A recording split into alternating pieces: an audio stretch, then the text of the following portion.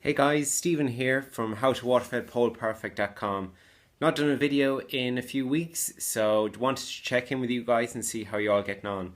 Hopefully guys, you're knocking it out of the park and you're having a fun, good time doing it. Got a few comments on the videos recently, and one comment in particular I suppose that stood out more than a few of the other ones was that a good window cleaner knows when to use traditional methods rather than using the water fed pole. And I can see where somebody would be coming from when they say that, because the water fed pole is hard to use on some dirty windows. Again, depends what pole you have, depends what brush head you have on the end of it, and how skilled you are in using it.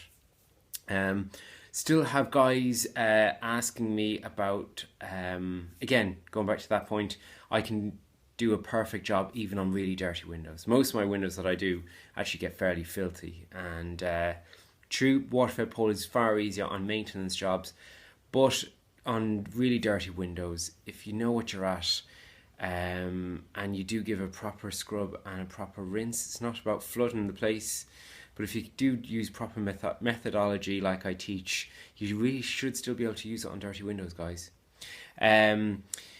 Another one that guys have been asking me about is the likes, I don't know if you can see that window behind me there, and how it's in two panes. And guys often say to me, you know, I'm getting dripping or dropping on the bottom pane or on the top pane. What I often find is on the very top pane of the glass, you have to be so accurate with your water jets to make sure you get the very top of the glass without going up too far high, bringing all the dirt down, making sure that you're just really accurate. And on this house, for instance, there's 4 of these huge windows along the front of the building. So what have I done? You go along and you do all the 4 top sections to go back to where you started on the first one, and then do the bottom one. And what does that do? Well, even though you're scrubbing the bottom of that frame, you're given the chance for the water to come down, because, like it or not, dirt gets trapped in the tiniest of closes that you can't get to with a brush, so the dirt stays there. So if you wash the bottom pane of that straight away, what happens is the water comes down from the top, picks up all the tiny little bits of dirt and all the closes, all the nooks and crannies your brush can't get to, and brings it down on the glass. But if 80, 90 seconds has passed because you've gone along and done all the other top ones, the majority of that water has come down. So then you can scrub the bottom bit. Again, being careful with your rinsing, rinse that bottom section down, make sure you get right into the corners, and then that should dry clean without any of the dirty bits coming down. Because no matter how much you think, guys say, well, if you scrub the frame good enough, that wouldn't happen, you can just do the one below it. Well, that's good and well, but I'm saying wooden windows like these, or in other windows where you've got closes, bits of dirt gets into the rubber, it's impossible to get every bit of dirt to be absolutely sure. And again, it doesn't matter on all windows, but if you want to do a perfect job, guys, that's the trick to it, to do it in sections like that. I've had other guys say, oh, here, you're taking forever to do a place. But how long does it take to walk 6 foot from that one, 6 foot to that one, 6 foot to that one, back to the start, and do 6 foot, 6 foot, 6 foot? Guys, there's 30 seconds in just stepping over from one window to the next. It doesn't take me, in the job it might be 1 or 2 minutes longer, just to ensure that you don't have any spotting marks on it. So guys, that's my trick to it, and that's just how I find that I get great results all the time, and I ensure that I get great results all the time. When you don't have to do that is when they're stacking and all there is a tiny little bit of PVC in between hand that's a joiner. So when the window doesn't open and it's just one solid piece, sometimes you don't have to do that, and if you scrub the frame, it's fine, it's clean, there's no closed lines, so it can just go straight down, and I find that to be really helpful. But guys, I hope you're not just doing great at your physical work on the business, you're doing great with your tools, you're doing good with your systems, that you have invoicing systems in place, that you have your scheduling done outright, that you have databases, that you have all this sort of systemized checks and balances going on. So it's just not in your head, but you have it down on paper, that it's going to be scalable for you.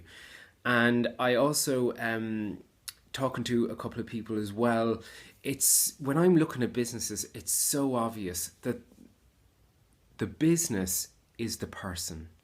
So if you get to know a person, you get to know what they're like. Are they lazy? Are they messy? Are they into, I've got one customer mad into glitz and glamour.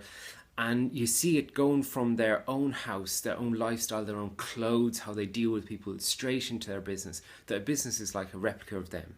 And I'm sure it's the same with me, that my business is really bringing out my own personality. So guys, if you want your business to do something for you, if you want your business to grow, to expand, you want it to be this, that, or the other, just be cognizant that your business is an exact replication of you. So whatever your personality type is, that's what it's going to be. If you like things done properly, if you're a bit slapdash, whatever it is, it'll be an exact replication of you.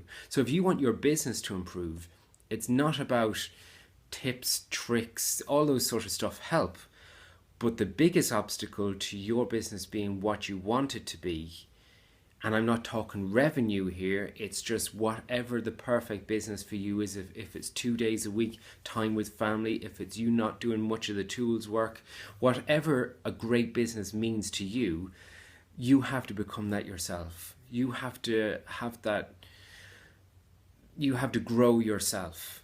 So you have to grow your scope, you have to grow your brain. So whether that's reading, whether it's podcasts, whether it's your spirituality, whatever it is, you have to grow yourself as a person to become the best version of yourself that you can. And then, do you know what? Your business can't help but pick up all those things. We all know the days that you go to work in a bad mood or tired, or how good is your work that day? Compared to if you're jazzed up and you're good to go, you'll really set the world afire that day. So again, work on yourself and your business can't help but improve. So guys, if you have any other tips or tricks or any other things that you want to know, any other questions, be sure to ask and we'll see what we can do to answer them. So thanks guys, and I'll chat to you next time.